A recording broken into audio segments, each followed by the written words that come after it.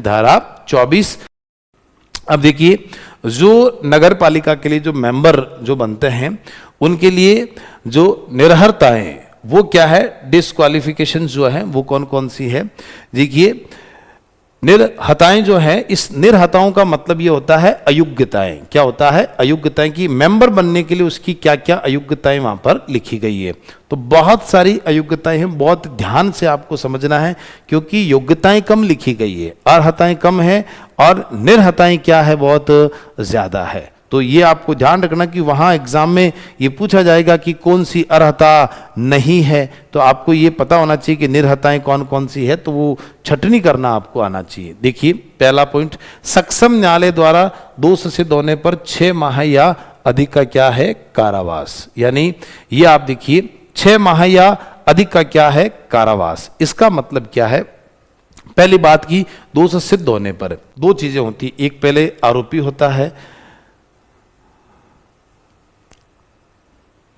ये माधव जी पूछ रहे हैं, कंट्रोल रूम बनाकर 24 आवर्स हेल्पलाइन प्रोवाइड कराता है एसडीओ। बिल्कुल, ये इसीलिए तो है, वो रिटर्निंग ऑफिसर जो होता है उसका काम यही तो होता है कि फील्ड में क्या चल रहा है, हर गली तक तो वो जो प्राधिकृत अधिकारी वो नजर नहीं रख सकता है। ये जो हेल्पलाइन नंबर जो आप बता रहे हैं, इसके आधार पर कि आम नागरिक को वहां जाने की जरूरत नहीं है, वो घर से भी जानकारी दे सकता है या वीडियो क्लिप बनाकर उस पर भेज सकता है कि सर यहाँ पर ये हरकत हो रही है, यहाँ पर ये नियमों का उल्लंघन कर रहा है, तो उसका संज्ञान लेगा। हो सकता है आपको भी वहां पर बुलाएं कि आप आइए, इसके एविडेंस हमें दीजिएगा, और अगर उसको लगता है कि एसडीओ को कि बिल्कुल ये बात राइट है, तो फिर वो कोर्ट के अंदर उसको क्या देगा, चुनौती देगा। बिल्कुल राइट कह रहे हैं आप। आगे देखिएगा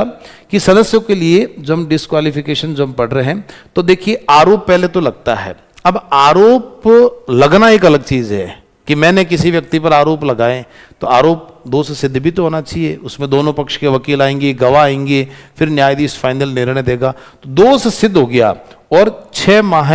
या अधिक, मान लीजिए उसको 5 महीने की सजा दी है तो वो डिस्क्वालीफाई नहीं होगा। 4 महीने की सजा दी है तो नहीं होगा, 3 महीने की दी है तो अयोग्य नहीं होगा। 6 महीना या उससे ज्यादा की अगर उसको सजा मिली है, चाहे वो 8 महीने की मिली है, चाहे 1 साल, चाहे 2 साल, चाहे 1.5 साल, जितनी भी मिली है, तो वो सजा काट कर आ गया। मान लीजिए मुझे 1.5 साल की सजा मिल गई किसी मामले में, मैं सजा काट कर आ गया, अब क्या मैं योग्य हूं क्या? नहीं। अब गेम यहीं से प्रारंभ होता है कि सजा कंप्लीट होने के बाद आप 6 वर्ष तक फिर चुनाव नहीं लड़ सकते। ये बड़ी इसमें महत्वपूर्ण बात है कि आपने जेल की सजा काटी है, उसके बाद फिर आप 6 वर्ष तक क्या नहीं लड़ सकते, चुनाव नहीं लड़ सकते। तो ये ध्यान रखना कि किसी न्यायालय द्वारा दोष सिद्ध होने पर 6 महीने उससे ज्यादा की सजा होगी। पहले सजा कंप्लीट करिएगा, चाहे वो 2 साल की है, चाहे वो 5 साल की है। मान लो 5 साल की सजा हो गई, उसके बाद फिर उसको 6 वर्ष की क्या होगा, वो चुनाव लड़ने के लिए अयोग्य, टोटल 11 साल तक क्या नहीं लड़ सकता, चुनाव नहीं लड़ सकता, तब तक वो निर्हर माना जाएगा, यानी डिस्क्वालीफाई माना जाएगा। अगला देखिए, सार्वजनिक भूमि पर अतिक्रमण, धारा 245 के लिए दोष सिद्ध यहां पर। अब देखिए, धारा 245 का मतलब क्या है कि जैसे मान लीजिए कोई शहर का एक बाजार है, बाजार में जो दुकान है, उस दुकान के बाहर एक पैदल चलने के लिए जगह नगर पालिका ने वहां बना रखी है। अब वहां पर मान लीजिए मैंने अपनी दुकान की सीढ़ियां बना ली, अब ये तो जगह है, पैदल ब्लॉक लगा रखे हैं एक ऐसे कि सभी दुकानों पर आम पब्लिक मेन रोड पर ना चल के दुकानों के पास में चल सकती है। अब मैंने रोड से मेरी दुकान तक वहां पर सीढ़ियां बना ली, इसका मतलब मैंने रास्ता ब्लॉक किया। या अपनी दुकान के आगे एक टीन शेड लगा दिया, तो आगे वहां थोड़ा सा करके कपड़े की दुकान है, वहां बड़े बड़े कपड़े लटका दिए, यानी मैंने आगे तक अतिक्रमण किया। तो जो नगर पालिका का जो अधिशासी अधिकारी होता है, जिस ईओ की आप तैयारी करते हैं, बिल्कुल एक उसको नोटिस जारी किया जाएगा और उस नोटिस जारी करने के बाद उस अतिक्रमण को वो हटाएगा। तो ये ध्यान रहे कि विशेष करके, और उसमें वो दोष सिद्ध हो गया कि बार बार उस जमीनों पर कब्जा कर रहा है ना, तो उसमें लग रहा है कि उनको बिल्कुल कि यहां पर ये नहीं मान रहा है, बार बार सरकारी जमीन पर कब्जा कर रहा कोई ऐसा व्यक्ति कि 245 से कहता सार्वजनिक सरकारी जमीनों पर, सड़कों पर, नालियों पर, पार्कों पर किसी प्रकार के अवैध कब्जे या निर्माण या रुकावट को रोकने और ऐसा करने वाले को अगर दंड मिल चुका है, तो ऐसे व्यक्ति को भी यहां पर क्या माना जाएगा, डिस्क्वालीफाई माना जाएगा। तो कोई भी सरकारी जमीन, यानी धारा 245 ये कहता है, यानी सरकारी जमीन पर कब्जा, मान नगर पालिका की कोई जमीन है उस पर मान लीजिए कब्जा कर लिया, लोगों को खाली जमीन दिखी नहीं, उस पर क्या कर लिया, कब्जा कर लिया। तो उस दौरान उस जमीन पर किसी ने कब्जा कर लिया, कोई बाड़ा बना लिया, XYZ कुछ भी किया, तब भी उसको क्या माना जाएगा, निर्हर माना जाएगा। तो देख लीजिए, जैसे ये नगर पालिका का बुलडोजर आएगा और इसको हटाया जाएगा। इससे अच्छा एक चीज और है, यहां पर जो नगर पालिका का बुलडोजर जो चला है उसका जो पैसा है वो भी उस व्यक्ति से ही वसूला जाएगा, क्योंकि उसकी वजह से ये सब कुछ पैसा खर्च हो रहा है, उसकी वजह से सारे वहां पर लेबर लग रही है, वो पैसा भी उस व्यक्ति से ही वसूला जाएगा। आगे देखिएगा, 5 वर्ष से अधिक कारावास से दंडनीय अपराध का कोई व्यक्ति क्या है, आरोपी है। 5 वर्ष से अधिक। अब जैसे इसका क्या मतलब है कि कोई किसी ऐसे मामले में उस व्यक्ति ने कोई अपराध किया है जिसमें वो 5 वर्ष से ज्यादा का कारावास उसको मिल सकता है। जैसे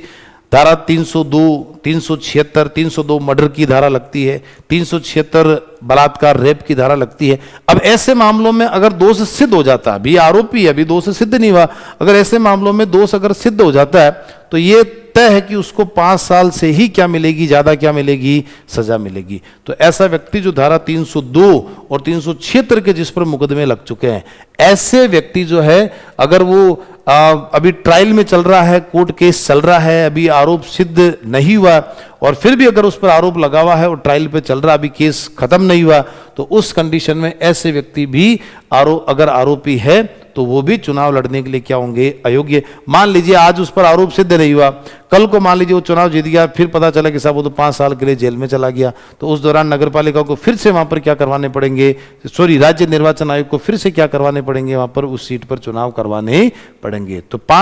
कोई ऐसा मामला जिसमें 5 साल की सजा होने की संभावना है और उसमें आरोपी है, तब भी उसको डिस्क्वालीफाई कर दिया जाएगा। अगला देखिए, वह खाद्य अपमिश्रण निवारण अधिनियम 1954 के अधीन किसी अपराध के लिए सिद्ध दोष ठहराया गया कोई व्यक्ति है। खाद्य अपमिश्रण का मतलब है कि जैसे शुद्ध के लिए युद्ध अभियान राजस्थान सरकार जैसे चला रही है कि इसमें कोई मिलावट करता हुआ कोई व्यक्ति पाया गया, इस 1954 के अधिनियम के तहत अगर वो आरोप सिद्ध हो चुका और वो आरोपी है, उसने किसी न किसी खाद्य सामग्री में, उसके पास कोई गोडाउन दुकान थी, उसने कोई ना कोई मिलावट की है, अगर मिलावट की है उस पर आरोप सिद्ध हो चुका है और उसने सजा दी है या जुर्माना भरा है, तो वो व्यक्ति भी चुनाव लड़ने के लिए क्या होगा, अयोग्य होगा। अगला देखिए, सीआरपीसी की धारा 1973 की धारा 110 और सीआरपीसी की धारा 1973 की धारा 117 के तहत अगर कोई आदेश जारी हुआ। अब देखिए इसका क्या मतलब है, 2 चीजें आपको जाननी है। सीआरपीसी और आईपीसी हमारी अंग्रेजों के जमाने की, आईपीसी की धारा 1860 की है ना, और सीआरपीसी की धारा कौन सी है, 1973 की है, ये अंग्रेजों के टाइम की है। अब देखिए सीआरपीसी की धारा जो है वो 110 क्या कहती है कि इसके तहत पुलिस मजिस्ट्रेट को ये बताती है कि कोई व्यक्ति आदतन अपराधी है, उसे रोकना क्या है, जरूरी है। मान लीजिए आपके मोहल्ले में कोई एक व्यक्ति है और वो आदतन अपराधी वो नशे करता है और वो छोटे छोटे बच्चों को और नशे में शामिल करने का प्रयास करता है, वो हर किसी से लड़ता है, नुक्कड़ पे बैठा होता है, गाली गलौज करता है, माताएं बहनें आती है और परेशान होती है, ठीक है ना, उसका देखने का नज़रिया खराब है, लोगों को लगता है कि यार ये व्यक्ति कहीं ना कहीं समाज में गंदगी फैलाने का प्रयास करता, बार बार उसकी शिकायतें, वो बड़े लेवल का भी कोई अपराध नहीं कर रहा है लेकिन लोगों को परेशान कर रहा है। तो उस दौरान पुलिस क्या करती है कि अपना जो थाना होता है पुलिस का, तो हर थाने में एक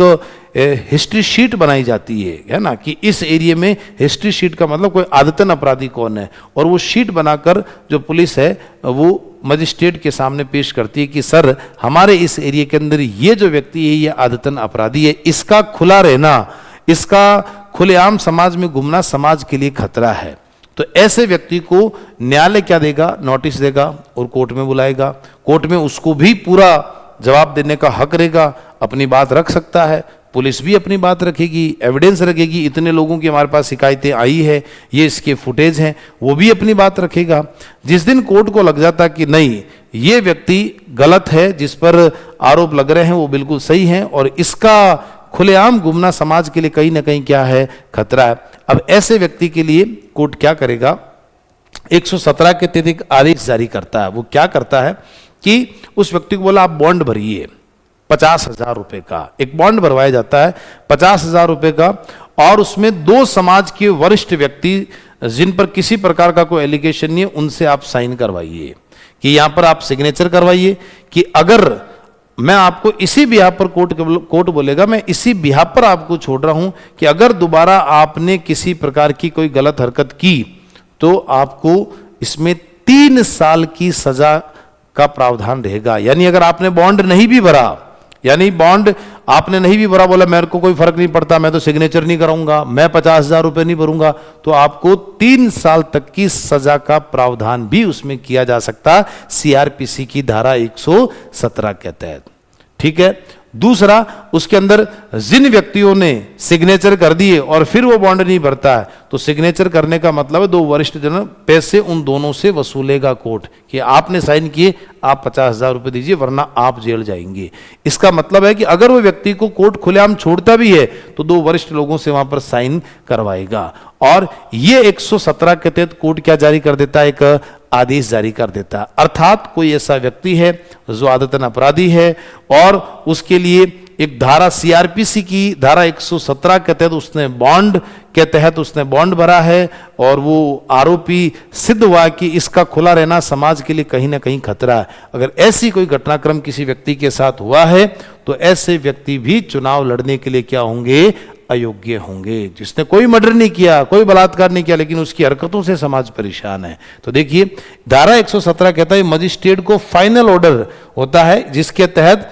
अपराधी को कोर्ट में जमानतदारों, यानी दो कोई व्यक्ति होते हैं जमानतदार जो होते हैं, जमानतदारों के साथ लिखित गारंटी यानी बॉन्ड देनी पड़ती है, और अगले 3 साल तक अगर वो सुधरा हुआ इंसान बनकर रहेगा, मतलब 3 साल तक की गारंटी होती है इस बॉन्ड में कि हम 2 जने गारंटी लेते हैं अगले 3 साल तक ये कोई हरकत नहीं करेगा, यानी उसको पाबंद कर दिया जाता है और पाबंद करके छोड़ दिया जाता है। अगर वो कोई हरकत करेगा तो फिर इनसे वो बॉन्ड का पैसा भरवाया जाएगा इन जमानतदारों से। ठीक है, चलिए, तो मैं आपको ये समझाना चाह रहा था कि सीआरपीसी की धारा 110 और 117 के तहत अगर किसी पर एलिगेशन लगा है तो वो व्यक्ति भी यहां पर हमारे धारा 24 के तहत राजस्थान नगर पालिका अधिनियम 2009 की धारा 24 के तहत वो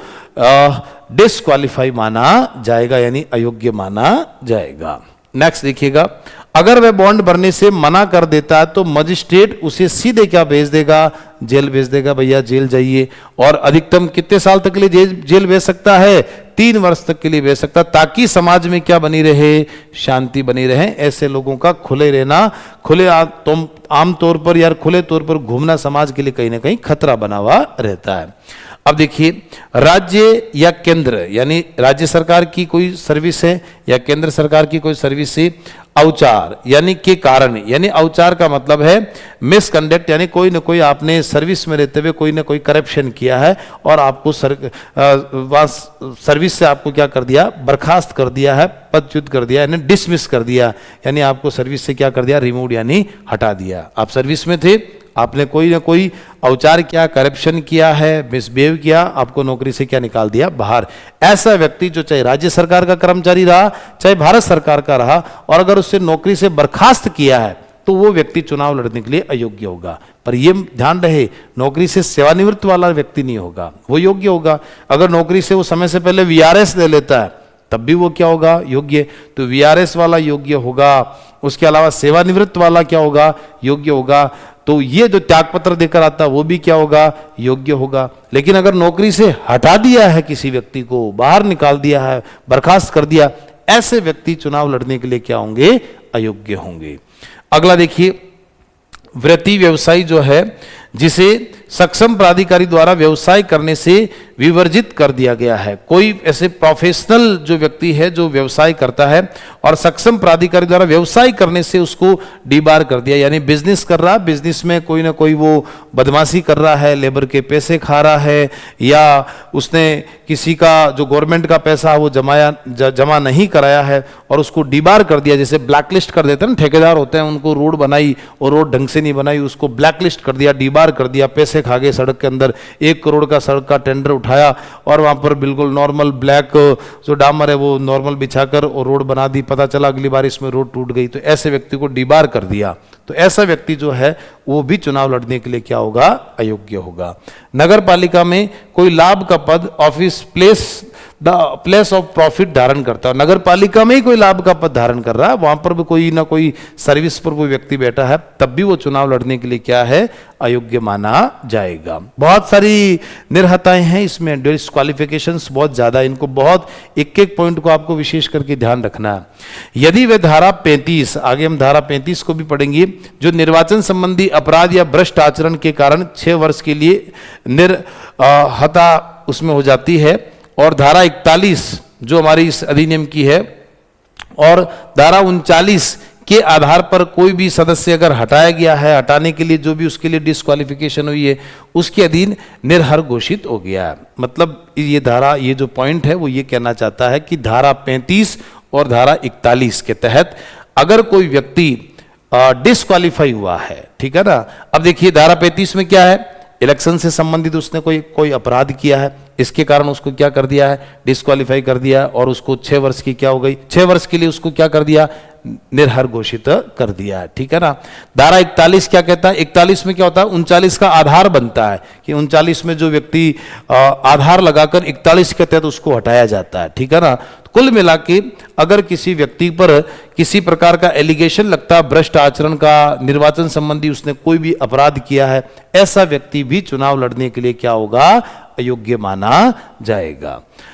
यदि राज्य निर्वाचन आयोग निर्हता को पहले ही हटा दे अथवा कालावधि पूर्ण हो जाए तो निर्हता प्रवर्त नहीं रहेगी। मतलब इन धाराओं के तहत उसको अयोग्य घोषित कर दिया कि भाई वो 6 वर्ष के लिए चुनाव लड़ने के लिए अयोग्य रहेगा, लेकिन चुनाव आयोग, मैंने अभी थोड़ी देर पहले बताया कि चुनाव आयोग ये घोषित कर दे, चुनाव आयोग क्या कर दे, ये घोषित कर दे कि हाँ भाई ठीक है, हम 6 साल पहले ही है ना इसकी अवधि को समाप्त करते हैं, ये चुनाव लड़ने के लिए अयोग्य होगा, उस दिन वापस वो चुनाव लड़ने के लिए क्या हो जाएगा, योग्य हो जाएगा। आई रिपीट, मैं फिर बता देता हूं, धारा 35 कहता है इलेक्शन से संबंधित जो भ्रष्ट आचरण करता है, भ्रष्ट आचरण मतलब पैसे बांटना, मारपीट करना, किसी न किसी प्रकार का नियमों का उल्लंघन करना, तो वो क्या हो जाएगा, अयोग्य, दोष सिद्ध हो जाएगा। 6 दोष सिद्ध हो गया तो 6 साल के लिए चुनाव लड़ने के लिए क्या है, अयोग्य। धारा 41 कहता कि 39 के आधार पर जो भी उस पर आधार लगाकर उसको हटा दिया गया है, ठीक है ना, तो इस आधार पर अगर कोई व्यक्ति हटा है तो ऐसे व्यक्ति को भी यहाँ पर चुनाव लड़ने के लिए अयोग्य कर देंगे 6 साल के लिए। लेकिन चुनाव आयोग उससे पहले भी अगर उसकी हटाने की कालावधि को पूर्ण कर देता है कि भाई खत्म हो गई है, तो वो व्यक्ति फिर वापस निर्हर नहीं माना जाएगा। राज्य विधानसभा के निर्वाचन संबंधी विधि के अधीन कोई निर्हर, इसका मतलब क्या है, राज्य विधानसभा यानी स्टेट असेंबली, विधानसभा का जब चुनाव होता है, एमएलए बनने के लिए जब चुनाव होता है, तो उसमें क्या होता है कि आपसे जब फॉर्म भरता है, नामांकन भरा जाता है, तो उस नामांकन के दौरान निर्वाचन अधिकारी के सामने वो अपनी वहाँ पर योग्यताएं बतानी पड़ती, भारत का क्या होना चाहिए, नागरिक होना चाहिए, ठीक है ना, उसके अलावा वो किसी लाभ के पद पर नहीं होना चाहिए। अब उसमें लिखा हुआ कि न्यूनतम आयु 25 वर्ष होनी चाहिए, तो एक चीज को छोड़कर बाकी सब बराबर होनी चाहिए एक में, क्योंकि वहां एमएलए बनने के लिए, member of legislative assembly, MLA बनने के लिए न्यूनतम आयु 25 साल है, लेकिन यहां नगर पालिका के सदस्यों का चुनाव लड़ने के लिए आयु कितनी है, 21 साल है। तो एज वाली लाइन को छोड़कर बाकी सारी जो एमएलए बनने के लिए जो योग्यताएं होती है, वो सारी योग्यताएं उस व्यक्ति में होनी चाहिए। अगर एमएलए बनने में अगर आप अयोग्य हैं, डिस्क्वालीफाई हैं, तो आप नगर पालिका का सदस्य बनने के लिए भी क्या कहलाएंगे, डिस्क्वालीफाई ही कहलाएंगे, ठीक है। तो अब देखिए, अब आप यहां पर पॉइंट यहां ये भी घुमाया जा सकता कि 25 साल से कम आयु वाला व्यक्ति, तो कम आयु 25 साल में, 25 साल से कम आयु का व्यक्ति 2 साल का भी होता है, उसमें भी आयु सीमा बांधनी चाहिए, आयु सीमा बंधी भी होनी चाहिए, लाइन पूरी तभी होगी। 25 वर्ष से तो कम परंतु 21 वर्ष आयु पूर्ण कर चुका व्यक्ति होना चाहिए, यहां पर यह योग्य होगा। अगर 21 वर्ष की भी आयु व्यक्ति पूर्ण नहीं करता तब वो फिर निर्हर माना जाएगा। 21 वर्ष की पूरी कर चुका है तो वो निर्हर नहीं माना जाएगा। ठीक है, ये आपको विशेष करके ध्यान रखना। बाकी वही भारत का नागरिक होना चाहिए, लाभ के पद पर नहीं होना चाहिए, जो एमएलए बनने के लिए चीजें होती है, योग्यताएं, वो सारी उसमें होनी चाहिए। अगर वो उनमें से एक भी कमी है तो इधर भी आपको निर्हर मान लिया जाएगा, सिवाय आयु वाले बिंदु को छोड़कर। नेक्स्ट देखिएगा, केंद्र, राज्य और स्थानीय प्राधिकारी। केंद्र, राज्य और स्थानीय प्राधिकारी के अधीन कोई भी नौकरी, यानी भारत सरकार के अधीन आप कोई ना कोई नौकरी कर रहे हैं, राज्य सरकार के अधीन आप कोई ना कोई नौकरी कर रहे हैं। स्थानीय प्राधिकारी का मतलब जो लोकल अथॉरिटी बॉडी होती है, जैसे कोई निगम होता है, उसके अधीन आप क्या करें, ऑटोनोमस जैसे संस्थाएं होती है, ठीक है ना, उनके अधीन आप कोई ना कोई सर्विस करते हैं, तो वो भी यहाँ पर अयोग्य माना जाएगा। ठीक है, यदि किसी विश्वविद्यालय, यूनिवर्सिटी या किसी निगम में पथ परिवहन निगम हो गया, बिजली विभाग का निगम हो गया, कोई भी निकाय, नगर पालिका है ना, विकास प्राधिकरण जो हो गया, ये निकाय हो गया, बॉडी, या सहकारी सोसाइटी। सहकारी की परिभाषा में पहले भी बता चुका हूं कि कम से कम 20 लोग मिलकर एक ऐसी संस्था का गठन कर लेते हैं जो सीधे खाद और बीज उस कंपनी से डायरेक्ट खरीद लेती है, तो वो एक सहकारी सोसाइटी होती है। मुझे अगर खाद और बीज खरीदना है तो डायरेक्ट कंपनी मुझे नहीं देगी, मुझे किसी ऐसे व्यक्ति से खरीदना पड़ेगा, तो वो बिचौलिया रहेगा, तो वो मार्जिन ज़्यादा रखेगा, तो 10 रुपये की चीज़ मुझे 15 में मिलेगी। हम 20 लोगों ने मिलकर एक कोऑपरेटिव सोसाइटी बना ली, तो वो सोसाइटी सीधे कंपनी से माल खरीद लेती है, तो वो 10 रुपये की चीज़ मुझे 10 रुपये में मिल जाएगी। तो ऐसे सहकारी सोसाइटी जो राज्य सरकार द्वारा नियंत्रित या पूर्णतः अंशतः वित्त पोषित है, मतलब इन संस्थाओं को राज्य सरकार पैसा देती है, चाहे वो पूर्णतः यानी पूरा पैसा देती है, अंशतः यानी कुछ पैसा देती है, के अधीन कोई वेतनिक या अंशकालिक नियुक्ति धारण करता हो। मतलब कोई सहकारी सोसाइटी के अंदर कोई कुछ समय के लिए नौकरी कर रहा है, ठीक है ना, निगम में कर रहा है, विकास प्राधिकरणों में नौकरी कर रहा है, यूनिवर्सिटी में, क्यों, यूनिवर्सिटी भी एक ऑटोनोमस बॉडी होती है, स्वतंत्र निकाय होता है, इनमें भी कोई वेतन मिल रहा है, अंशकालिक कुछ समय के लिए उसने नियुक्ति धारण कर रहा है। अगर नियुक्ति मिली है, इन संस्थाओं में भी कोई नौकरी करता है, तब भी वो नगर पालिका का चुनाव लड़ने के लिए निर्हर माना जाएगा, यानी डिस्क्वालीफाई माना जाएगा। यदि ये अनुमोचित दिवालिया हो, इसका मतलब यहां पर क्या है कि दिवालियेपन से बाहर नहीं निकला है, ठीक है ना, दिवालियेपन से क्या नहीं निकला बाहर, यानी बैंक करप्ट। दिवालिया यानी वो क्या व्यक्ति है, बैंक करप्ट हो चुका है, बैंक ने उस पर आरोप लगा दिया कि भाई ये बैंक करप्ट है, इसने इतने का लोन लिया, ये पैसा नहीं चुका पा रहा, अब इसकी संपत्ति बेचकर पैसा चुका रहे हैं, फिर भी उसके पास इतनी संपत्ति नहीं है कि पूरा कर्जा उतारा जा सके। तो यहां पर ये लिखा अनुमोचित जो होता है, तो इसका मतलब है कि वो दिवालियेपन से क्या नहीं निकला है, बाहर ही नहीं निकला है, ठीक है ना। तो इसलिए इस चीज को विशेष करके ध्यान रखना, अगर कोई बैंक करप्ट व्यक्ति है तो वो भी व्यक्ति यहां पर क्या माना जाएगा, डिस्क्वालीफाई माना जाएगा। सक्षम न्यायालय द्वारा विकृचित। अब देखिए एग्जामिनर यहां पर क्या कर सकता है, सक्षम चिकित्सालय कर सकता है ना। देखिए विकृचित का मतलब है वो दिमाग से पागल है, दिमाग उसका ठीक नहीं है, तो उसके लिए ये बात तो सही है कि मेडिकल सर्टिफिकेट होना चाहिए। क्या होना चाहिए, मेडिकल सर्टिफिकेट होना चाहिए, लेकिन वो कोर्ट द्वारा, सक्षम न्यायालय द्वारा विकृचित घोषित होना चाहिए। एग्जामिनर यहां पर सक्षम चिकित्सालय लिख सकता, तो ये आपको विशेष करके आपको ध्यान रखना है कि सक्षम न्यायालय ने उसको विकृचित घोषित कर दिया, तो वो भी चुनाव लड़ने के लिए क्या होगा, अयोग्य घोषित होगा।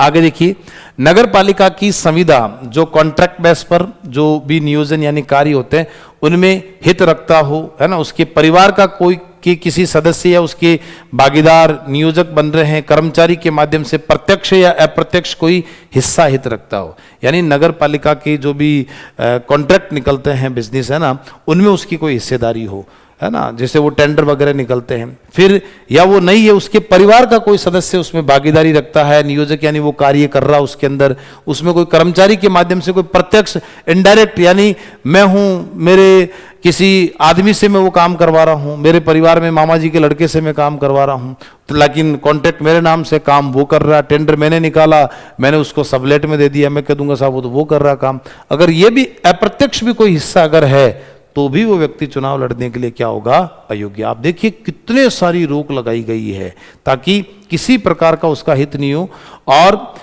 अब देखिए, एक व्यक्ति निर्हर नहीं माना जाएगा यदि, यानी डिस्क्वालीफाई कब नहीं माना जाएगा, किसी स्थावर संपत्ति के पट्टे विक्रय करार में उसका हित। स्थावर का मतलब है जैसे जो संपत्ति दो होती है, एक चल और अचल, है ना। तो एक होती है जंगम, जंगम यानी चल यानी कैश जो पेमेंट होता है, एक होता है स्थावर यानी जंगम चल अचल संपत्ति, अचल में जैसे सोना हो गया, जमीन हो गया। अब उसके पट्टे विक्रय, पट्टे के माध्यम से आपने जमीन खरीदी है, विक्रय कर रहे हो या उसको खरीद रहे हो, बेच रहे हो, तो वो तो कोई भी कर सकता है। देखो प्लॉट तो कोई लेगा, अब इसका मतलब ये थोड़ी कि चुनाव लड़ रहा वो जमीन ही नहीं खरीद सकता, पैसा है। और अगर आपने कोई संपत्ति लिए, विक्रय कर रहे हो, उसको बेच रहे हो, खरीद रहे हो, तो वो व्यक्ति यहाँ पर ऐसा नहीं है कि साहब वो डिस्क्वालीफाई माना जाएगा, वो यहाँ पर डिस्क्वालीफाई नहीं माना जाएगा। या इसका मतलब क्या है, क्वालिफाई है, योग्य है, अर्ह है वो, बिल्कुल ठीक है ना। तो जमीन आप खरीद सकते हो। स्थावर यानी कोई भी अचल संपत्ति, कौन सी संपत्ति, अचल संपत्ति, जिसमें जो स्थायी संपत्ति जिसे कह सकते हैं, कैश पेमेंट नहीं होता है, अचल संपत्ति, बिल्कुल इसमें हित रखता तो वो डिस्क्वालीफाई नहीं माना जाएगा। समाचार पत्रों में हिस्सा या हित रखता हो, मान लीजिए मैं कोई न्यूज़पेपर चलाता हूं, इसका मतलब क्या है कि मान लीजिए दैनिक भास्कर का मालिक हूं मैं, और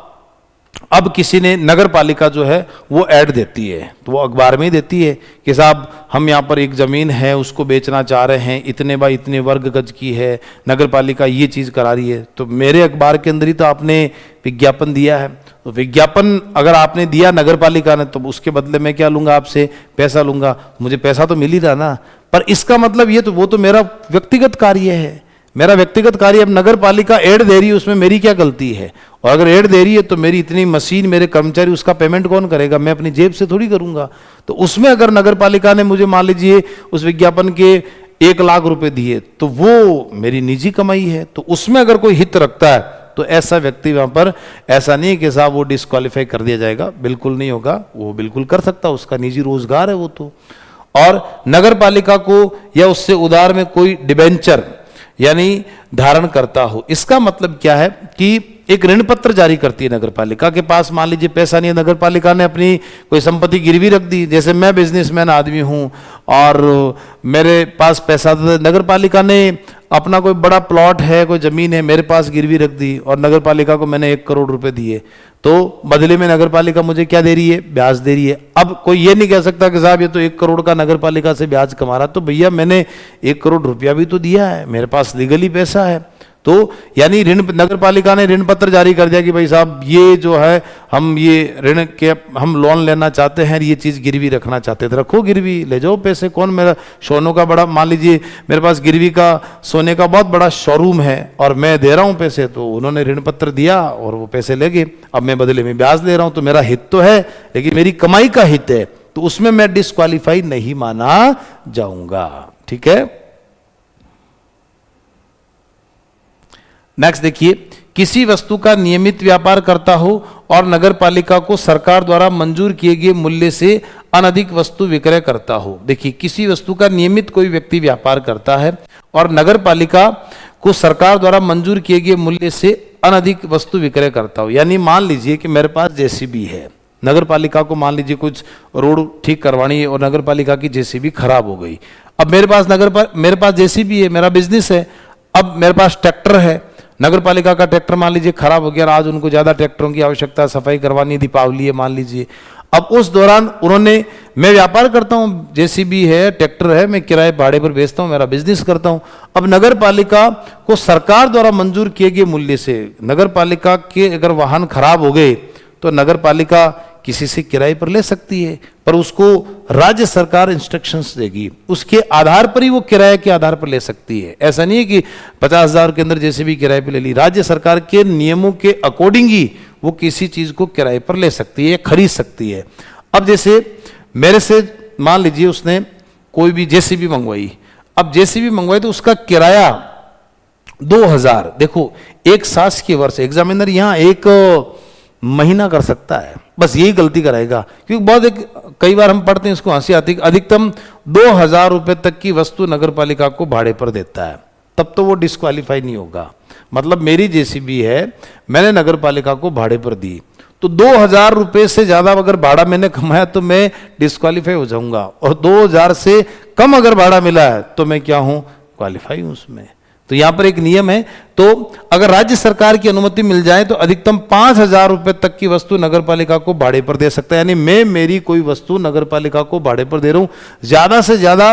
5,000 रुपए, वो भी राज्य सरकार उस नगरपालिका के लिए अगर ऐसे नियम बना देती है तो 5,000 से ज्यादा अगर मान लीजिए, वो भी राज्य सरकार के नियमों के आधार पर, वैसे तो नियम कितने हजार का बना हुआ है, 2,000 रुपए तक का, अगर उससे ज्यादा अगर मेरे को किराया मिल रहा है तो फिर मैं डिस्क्वालीफाई हो जाऊंगा। उस तक मुझे किराया मिल रहा है, यानी नगर पालिका ने जो भी मूल्य निर्धारित किया उससे अनधिक वस्तु नहीं होना था, ठीक है ना। तो ये विशेष करके आपको ध्यान रखना है, अगर इससे ज्यादा ले रहा तो डिस्क्वालीफाई होगा और कम ले रहा तो डिस्क्वालीफाई नहीं होगा, ये विशेष करके ध्यान रखना। ये मोस्ट इंपॉर्टेंट एक शासकीय वर्ष में, क्योंकि 2000 देखकर सामान्यतः कोई सोच लेता है कि शायद महीने का होगा, एक साल की बात चल रही है ये पूरी की पूरी। नेक्स्ट देखिए, नगर पालिका की ओर से वैतनिक विधि व्यवसायी या नगर पालिका के विरुद्ध वकील हो। इसका क्या मतलब है कि मान लीजिए कि आपने, या मान लीजिए मैंने नगर पालिका की कोई जमीन है, उस पर मान लीजिए कब्जा कर रखा है, ठीक है, और मैंने अपना एक वकील किया, ठीक है ना। तो मेरा वकील, यानी मैंने कब्जा कर रखा है, अब नगर पालिका ही बोला ये जमीन तो हमारी है, ठीक है ना। तो अब उसका कोर्ट में केस चला, मान लीजिए मेरी जमीन के अड़ाके ही, मान लीजिए टच में बिल्कुल करते हुए एक नगर पालिका की जमीन है, कुछ मान लीजिए फुट की या कुछ प्रॉब्लम है कि थोड़ी सी के हिसाब, मैं तो कह रहा हूं मेरा हिस्सा यहां तक है, नगर पालिका कह रही नहीं हमारी लाइन यहां तक है, ठीक है ना। अब मैंने अपना वकील किया, नगर पालिका ने भी अपना वकील किया। नगर पालिका ने जो अपना वकील किया कोर्ट में, तो नगर पालिका उसको वेतन देगी, चाहे वो 1,000 रुपए का दो, चाहे 2,000 का दो, कुछ भी दो, यानी उसको फीस तो देगी। तो नगर पालिका का अपना एक वकील हो गया। और मेरा जो वकील है, यानी नगर पालिका के विरुद्ध में है ना, मेरा पर्सनल निजी वकील है, वो भी नगर पालिका के विरुद्ध में क्या लड़ रहा है, लड़ाई लड़ रहा है, तो मेरा वकील भी डिस्क्वालीफाई रहेगा नगर पालिका का चुनाव लड़ने के लिए, और नगर पालिका का जो वकील है वो भी डिस्क्वालीफाई हो जाएगा नगर पालिका का चुनाव। कुल मिला के नगर पालिका के चाहे विरोध में वकील खड़ा है, चाहे मेरा निजी वकील है नगर पालिका के सामने खड़ा है कि भाई नगर पालिका गलत है, मेरा क्लाइंट सही है, तो वो जो वकील है वो व्यक्ति भी ना यहाँ पर डिस्क्वालीफाई रहेगा, निर्हर माना जाएगा। और जो नगर पालिका का वकील है, जो वैतनिक है, जिसको नगर पालिका वेतन दे रही है, वो भी यहाँ पर क्या माना जाएगा, अयोग्य माना जाएगा। कुल मिला के नगर पालिका की तरफ से केस लड़ेगा वो भी अयोग्य होगा, और नगर पालिका के विरुद्ध कोई केस लड़ेगा, वकील की बात कर रहा हूं मैं, वो भी क्या होगा, अयोग्य होगा। यदि उसे सक्षम न्यायालय द्वारा ऐसे किसी अपराध के लिए सिद्ध दोष ठहराया गया है जिसमें नगर पालिका की संपत्ति निधि का दुर्विनियोग या गबन हुआ हो, यदि कोर्ट ने किसी अपराध के लिए उसको दोष ठहराया, और नगर पालिका की संपत्ति की दो चीजें, एक तो गबन और एक दुर्विनियोग। का मतलब क्या है, गबन का मतलब है कि नगर पालिका में मान लीजिए कोई व्यक्ति, मैं हूं और कैशियर हूं उदाहरण के तौर पर, और मैंने गबन कर दिया, यानी मैं मान लीजिए वहां से 1 करोड़ रुपए गायब कर दिए, ठीक है ना, तो उस दौरान वहां पर मैं अयोग्य घोषित हो जाऊंगा। सेवानिवृत्ति के बाद भी चुनाव नहीं लड़ सकता, वीआरएस के बाद भी चुनाव नहीं लड़ सकता।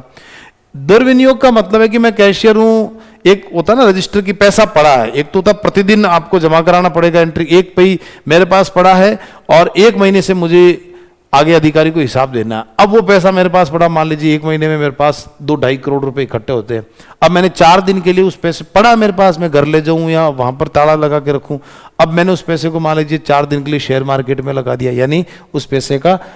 दुर्विनियोग किया, दुरुपयोग किया मैंने उसका। पैसा तो नगर पालिका का था, मैंने 10 दिन के लिए किसी को दे दिया और उससे कुछ ब्याज कमाकर वापस रख लिया। मैंने 2 दिन के लिए मुझे लग रहा कि मैं शेयर मार्केट का काम करता हूं, मुझे लग रहा कि यहाँ पर 2 रुपए लगा दो तो मैं वापस निकाल लूंगा और प्रॉफिट कमा लूंगा। अगर उस पैसे का किसी ने दुर्विनियोग किया है तो भी वो चुनाव लड़ने के लिए क्या होगा, अयोग्य घोषित हो जाएगा। राजस्थान नगर पालिका संशोधन विधेयक 2026 जो अभी 2026 है, इसमें एक धारा 24 में एक संशोधन हुआ, और संशोधन होकर ये कर दिया कि चुनाव लड़ने के लिए पहले नियम था कि 2 से अधिक संतान अगर किसी की होती है, 27 नवंबर 1995 का भैरू सिंह शेखावत सरकार के समय का एक रूल बना हुआ था कि 27 नवंबर 1995 के पश्चात अगर किसी की 2 से अधिक संतान होती है तो चुनाव लड़ने के लिए अयोग्य माना जाएगा। लेकिन अभी इसी वर्ष 2026 में राजस्थान विधानसभा ने एक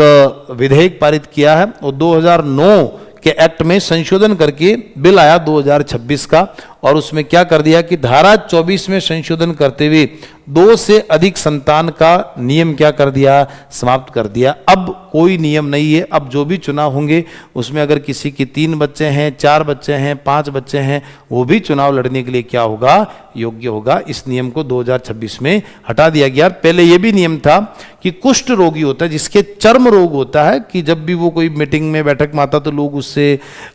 उसके आसपास नहीं बैठते, भागते हैं। लगभग ये बीमारी अब खत्म होने के कगार पर है। तो उस दौरान सुप्रीम कोर्ट की गाइडलाइन है कि ये समानता के अधिकार का उल्लंघन है। विधि के समक्ष समानता सबकी होनी चाहिए। अगर प्रकृति ने किसी को कोई रोग दिया है और वो व्यक्ति अगर आता है तो लोग समाज उससे दूर भागता है, तो वो विधि के समक्ष समानता नहीं मानता है कि देखिए मेरे साथ भेदभाव जो हो रहा है। तो भेदभाव के विरुद्ध जो चीज़ थी, सुप्रीम कोर्ट की गाइडलाइन को ध्यान में रखते हुए हमारी राजस्थान सरकार ने, कैबिनेट ने प्रस्ताव पास किया और विधानसभा से ये नियम, तो इसके लिए धारा 24 में संशोधन करते 2 से अधिक संतान का नियम समाप्त कर दिया तथा कुष्ठ रोग से पीड़ित जो व्यक्ति है उसका प्रावधान भी क्या कर दिया, हटा दिया। यानी अब कुष्ठ रोगी है जिसके चर्म रोग है वो भी चुनाव लड़ सकता है और 2 से अधिक संतान अगर है वो भी क्या लड़ सकता, चुनाव लड़ सकता है। ये इस साल 2026 में प्रावधान किया है।